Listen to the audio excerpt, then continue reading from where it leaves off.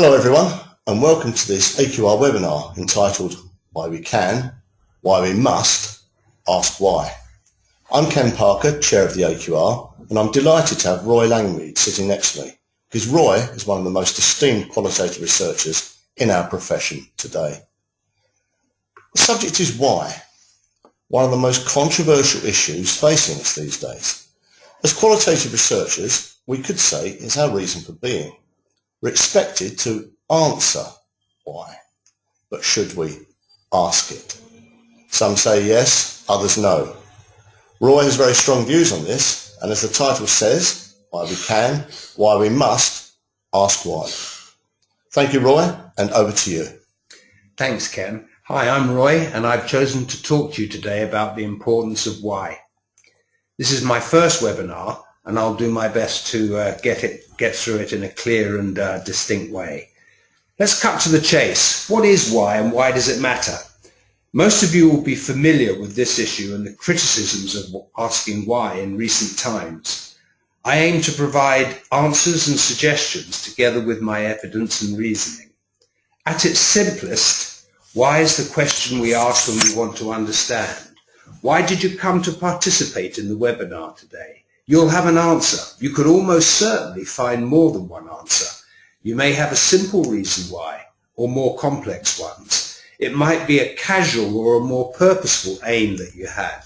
You may find that the answer expands as you allow your mind to play with it. This is important.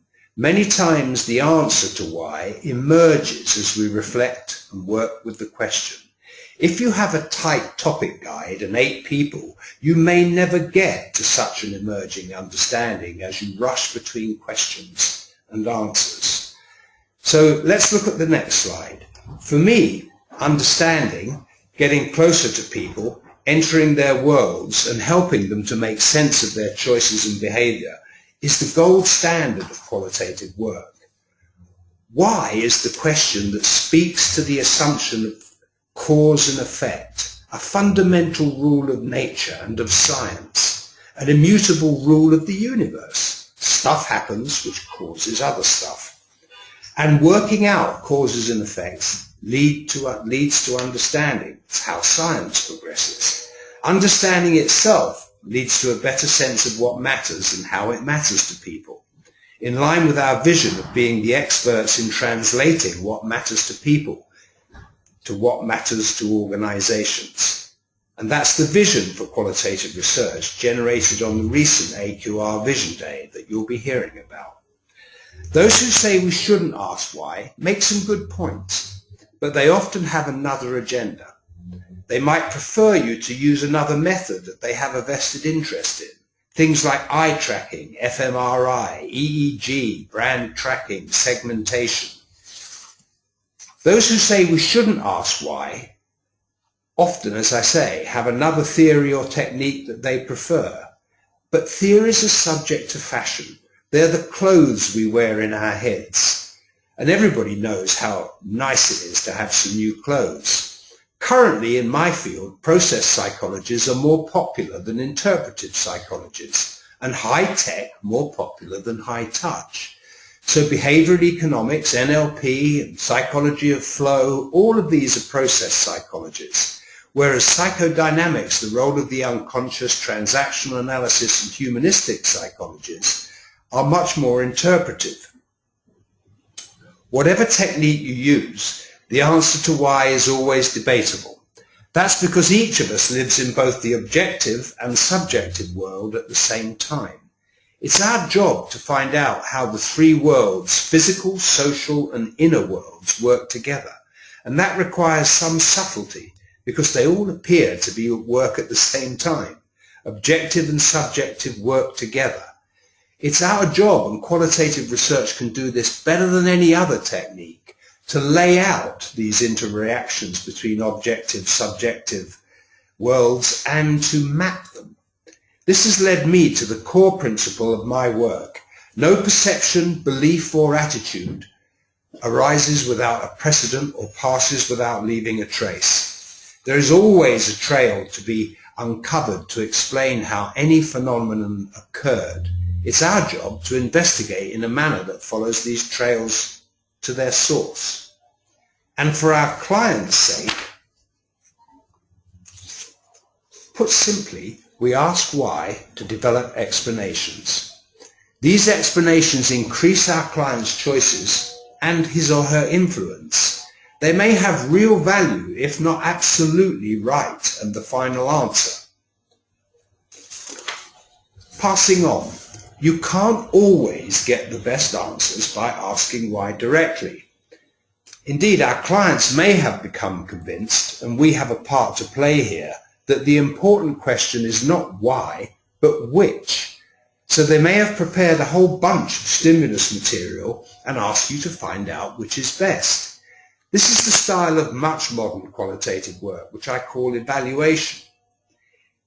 Even so, on these projects, inevitably the question why hangs in the air over the results. So even if we are asking which, the sense of why will not be far away. So let's return to the issue. You can't always get the best answers by a direct approach, by asking why directly. The first thing to say is that this is not a qualitative research issue. In any inquiry, in any conversation, you might have to find a diplomatic, indirect, context-appropriate way of talking or asking about something to help your opposite number to find an authentic answer, especially if the area of inquiry is of low significance in people's daily lives, or their thoughts and feelings are complex. So how does asking why, or why does asking why go wrong? Here are the main issues and current criticisms of why. First, that people don't know the reason why. Second, that they can't say the reason.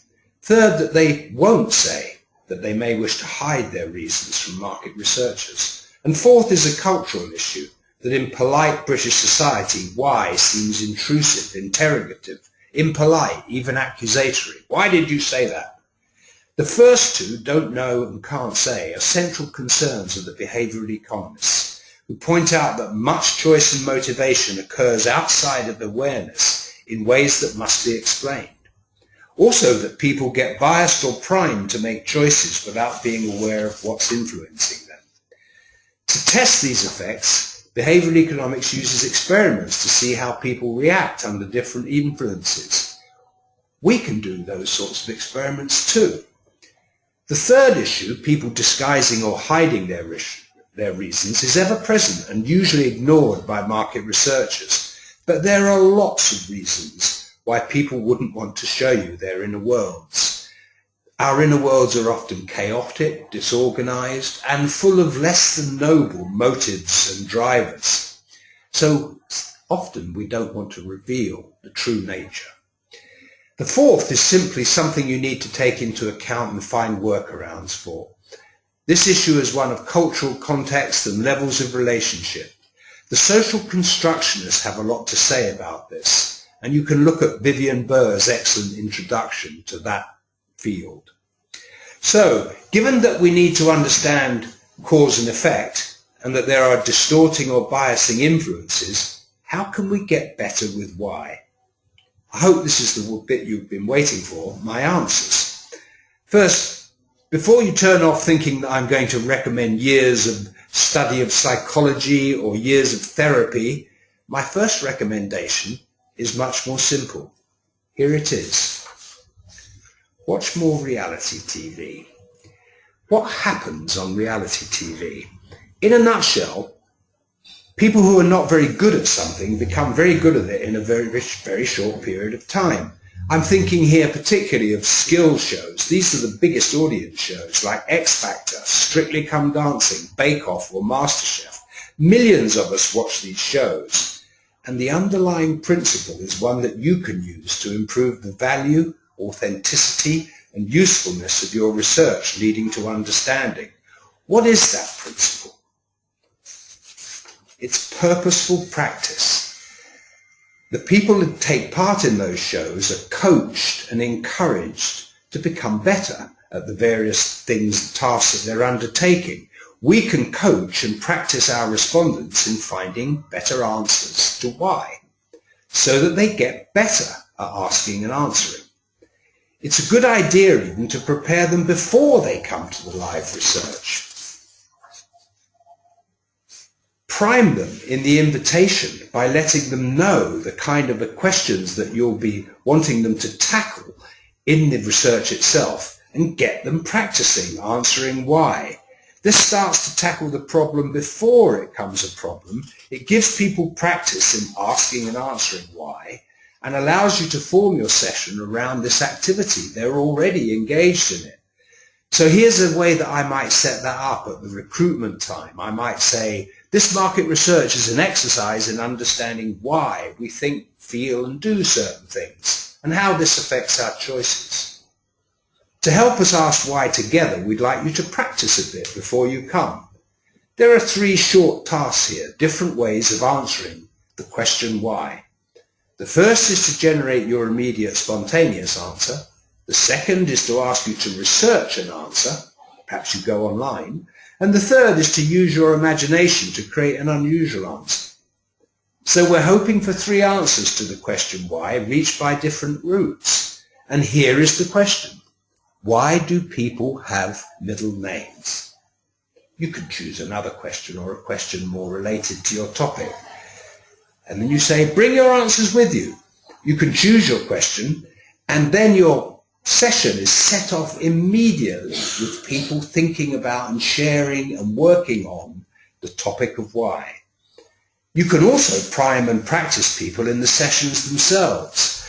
So you get 8 pieces of paper, screw them up and write a question, one question on each of them. Questions like, why did you come tonight?